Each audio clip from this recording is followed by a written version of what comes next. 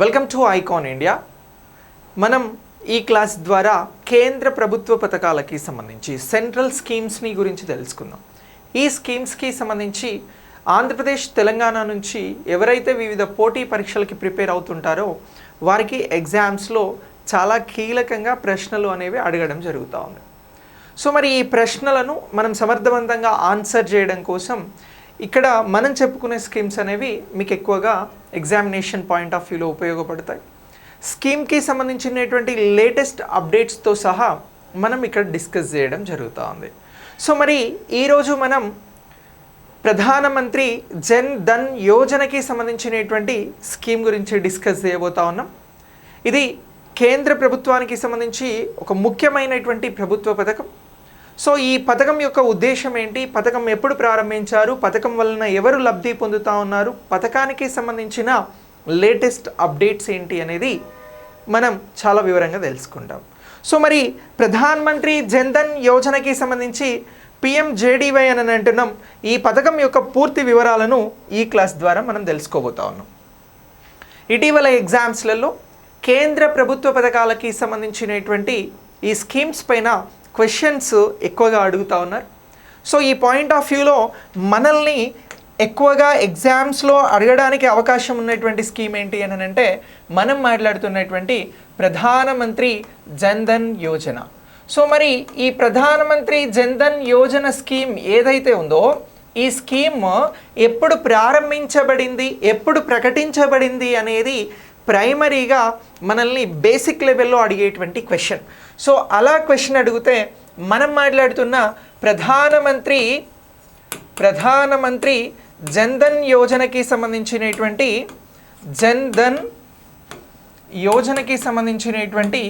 ఈ పథకానికి సంబంధించిన బేసిక్ ఇన్ఫర్మేషన్ నుంచి ఫుల్ లెంత్ ఇన్ఫర్మేషన్స్ని తెలుసుకుందాం.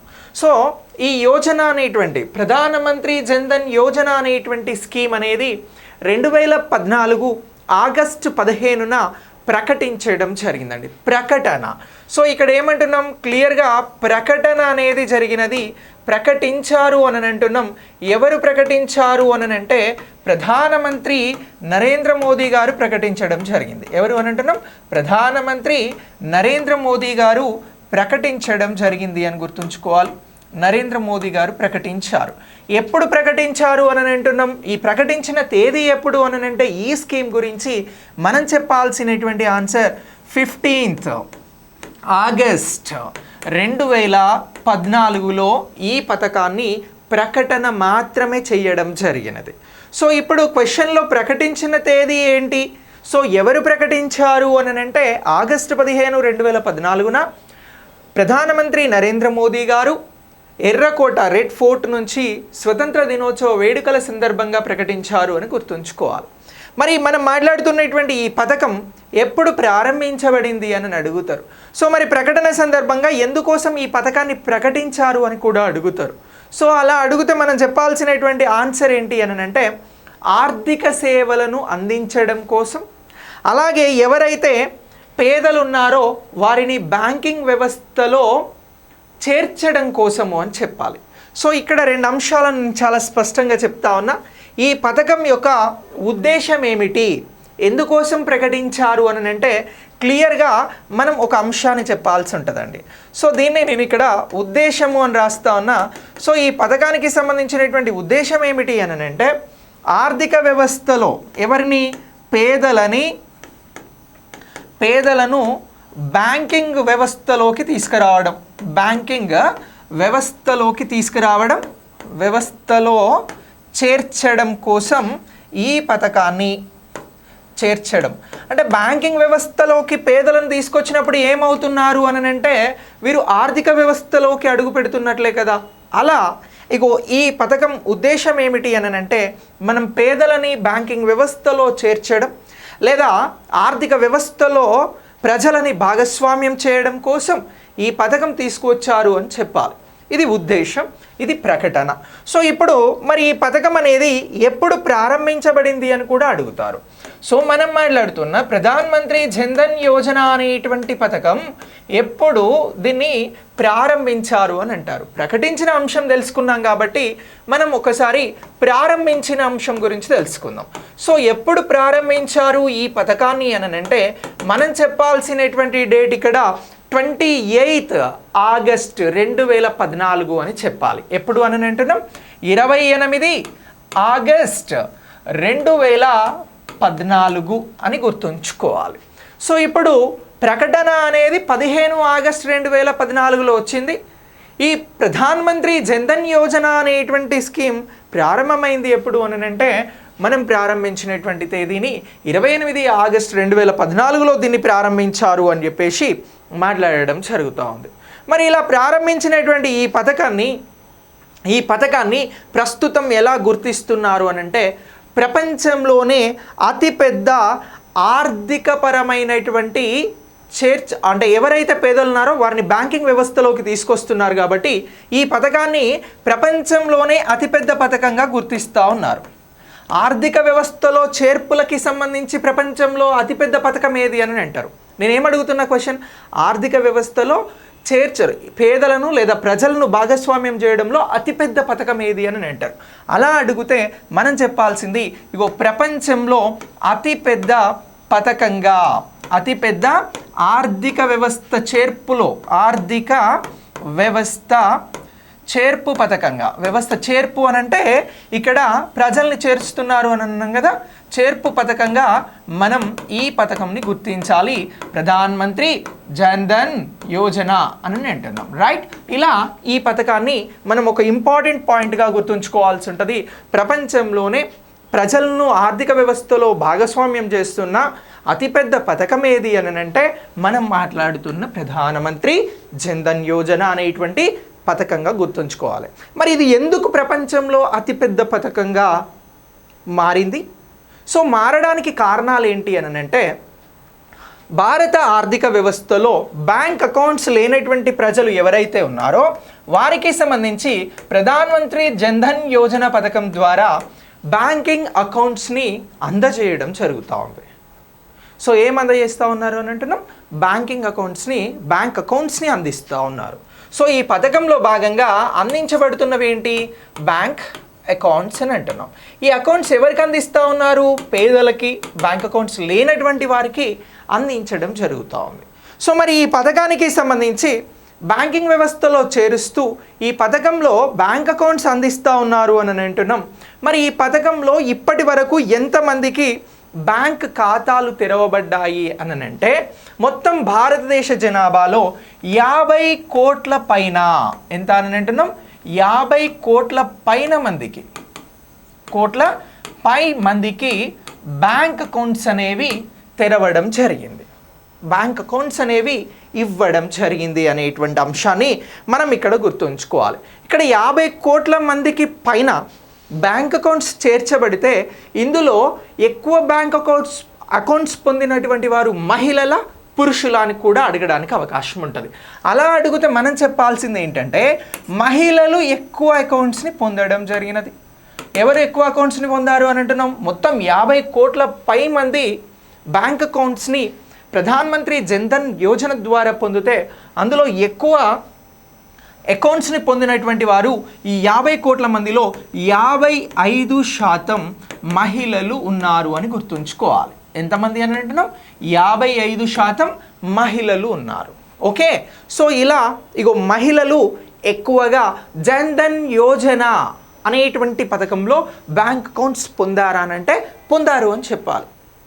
మొత్తం 50 కోట్ల పైన బ్యాంక్ అకౌంట్స్ అనేవి తెరవబడితే 2014 నుంచి ఇప్పటి వరకు. సో ఇందులో ఎక్కువ అకౌంట్స్ పొందినటువంటి వారు పురుషుల, మహిళల అంటే మహిళలు అంటున్నాం.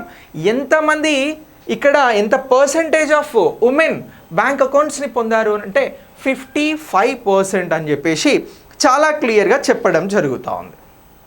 సో మరి ఇంతమంది మహిళలకి సంబంధించి ఏ ప్రాంతాల నుంచి ఈ అకౌంట్స్ని పొందడం జరిగింది ప్రధానంగా అని అంటే వీరికి సంబంధించి గ్రామీణ పట్టణ ప్రాంతాల నుంచి. ఎక్కడి నుంచి అని అంటున్నాం, గ్రామీణ పట్టణ ప్రాంతాల నుంచి ఈ అకౌంట్స్ అనేవి పొందడం జరిగింది. గ్రామీణ అలాగే పట్టణ ప్రాంతాల నుంచి ఈ మహిళలు అకౌంట్స్ని పొందడం జరిగింది.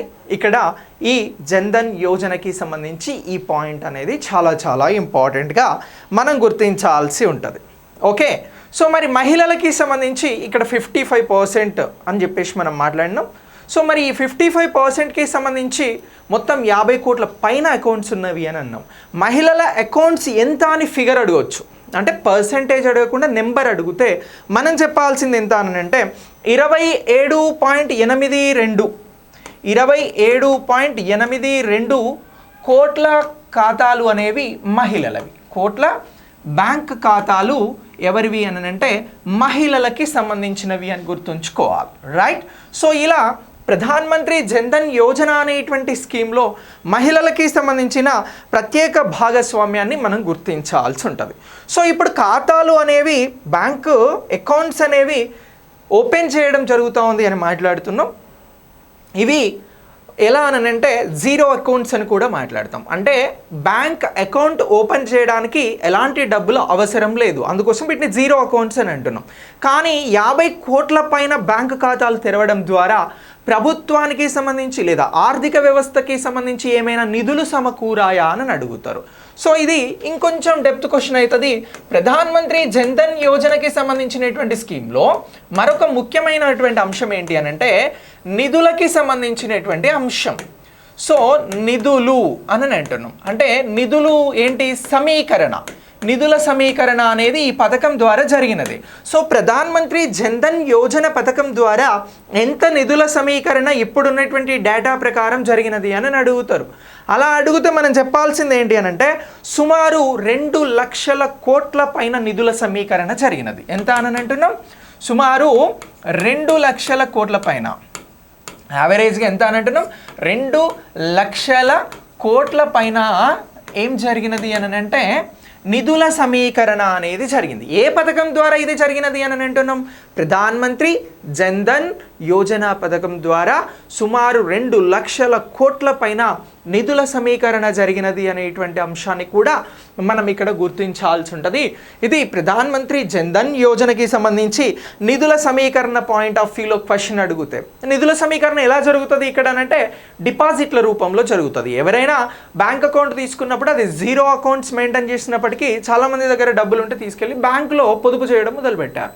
సో ఇలా వచ్చినదే నిధుల సమీకరణ, డిపాజిట్ల రూపంలో వచ్చినదే నిధుల సమీకరణ. ఈ నిధుల సమీకరణ ద్వారా వచ్చినదే 2 లక్షల కోట్ల రూపాయలు అని చెప్పేసి ఈ పథకానికి సంబంధించి లేటెస్ట్ అప్డేట్గా మీరు గుర్తించాల్సినటువంటి అంశం.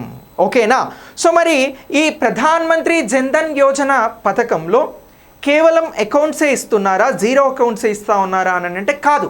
ఇంకా ఏమిస్తున్నారు అని అంటే రూపే కార్డ్స్ని కూడా అందించడం జరుగుతూ ఉంది. డెబిట్స్ కార్డ్స్ ఏవైతే ఉన్నాయో ఈ రూపే కార్డ్స్ని ఈ పథకం ద్వారా అందిస్తూ ఉన్నారు అనేటువంటి అంశాన్ని మనం గుర్తించాల్సి ఉంటుంది. బ్యాంక్ అకౌంట్ ఇవ్వడంతో పాటు వారికి ఏటీఎం లేదా డెబిట్ కార్డ్ని కూడా రూపే కార్డ్ని అందిస్తూ ఉన్నారు అనేటువంటి అంశాన్ని గుర్తుంచుకోవాలి. ఈ కార్డ్కి ఏమైనా ఛార్జ్ చేస్తారంటే చెయ్యరు, ఉచితంగా అందించడం జరుగుతూ ఉంది. ఇక నెక్స్ట్ ఈ పథకంలో ఎవరైతే జీరో అకౌంట్ తీసుకుంటారో లేదా ప్రధాన్ మంత్రి జన్ధన్ యోజన ద్వారా అకౌంట్ని పొందుతున్నటువంటి పేదలు ఉన్నారో వీరికి ప్రమాద బీమాను కూడా అందించడం జరుగుతూ ఉందండి. ఏమనంటున్నాం? ప్రమాద బీమా అనేది అందించడం జరుగుతూ ఉంది. సో రూపే కార్డ్ ఎలా ఇస్తూ ఉన్నారు? ఉచితంగా ఇస్తూ ఉన్నారు అని అంటున్నాం. మరి ప్రమాద బీమా ఎంత అందిస్తూ ఉన్నారు అని అంటే 2 లక్షల రూపాయల వరకు. ఎంత అని అంటున్నాం? 2 లక్షల రూపాయలు ప్రమాద బీమా ప్రధాన్ మంత్రి జన్ధన్ యోజన స్కీమ్లో భాగంగా అందించడం జరుగుతూ ఉంది అనేటువంటి అంశాన్ని మనం ఇక్కడ గుర్తించాల్సి ఉంటుంది. ఓకే, ఇక నెక్స్ట్ ఈ ప్రమాద బీమా పైన సరిపోయిందా? ఎంత అని అంటున్నాం? 2 లక్షల రూపాయలను ఇక్కడ ప్రమాద బీమాగా అందించడం జరుగుతూ ఉంది. సో ఇలా ఈ అంశాన్ని గుర్తుంచుకోండి. ఇక జన్ధన్ యోజన పథకానికి సంబంధించి మరొక ముఖ్యమైనటువంటి అంశం ఏంటి అని అంటే దీనికి సంబంధించి జామ్ అనేటువంటి ఒక యాప్ని తీసుకురావడం జరిగింది. జామ్ అనగా ఏమిటి, ఇది దేనికి సంబంధించింది అని అంటే మీరు దీనికి సంబంధించి గుర్తుంచుకోండి. ఈ పాయింట్ ఆఫ్ వ్యూలో కూడా లేదా మనం చెప్పినటువంటి అన్ని అంశాలను బేస్ చేసుకొని కూడా ఇక్కడ క్వశ్చన్ అడగడానికి అవకాశం ఉంటుంది. సో జామ్ అంటే జన్ధన్ అలాగే ఆధార్ మొబైల్ అనేటువంటి ఈ విధానంతో నేరుగా లబ్ధిదారులు ఎవరైతే ఉంటారో వారి ఖాతాలకి వారికి సంబంధించినటువంటి బెనిఫిట్స్ని అందించడం జరుగుతూ ఉంది. సో జామ్ అనేటువంటి విధానం దేనికి సంబంధించింది అని అంటే ప్రధానమంత్రి జన్ ధన్ యోజనకి సంబంధించింది అని గుర్తుంచుకోవాలి.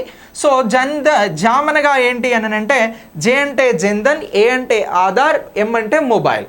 సో ఎవరైతే పేదలను ఆర్థిక వ్యవస్థలో చేరుస్తూ బ్యాంక్ అకౌంట్స్ ఇచ్చారో ఆ పేదలకి సంబంధించి ఏవైనా డైరెక్ట్ బెనిఫిట్ ట్రాన్స్ఫర్స్ ఉన్నాయో, పథకాలకి సంబంధించినటువంటివి ఉన్నాయో వాటిని నేరుగా ఈ జన్ధన్కి సంబంధించినటువంటి ఆధార్ లింక్ బేస్ చేసుకొని మొబైల్స్కి డైరెక్ట్గా ట్రాన్స్ఫర్ చేయడం జరుగుతూ ఉంది. ఇలా జామ్ అనేటువంటి అంశాన్ని కూడా మనం ఎగ్జామినేషన్ పాయింట్ ఆఫ్ వ్యూలో గుర్తించాల్సి ఉంటుంది. Very very important.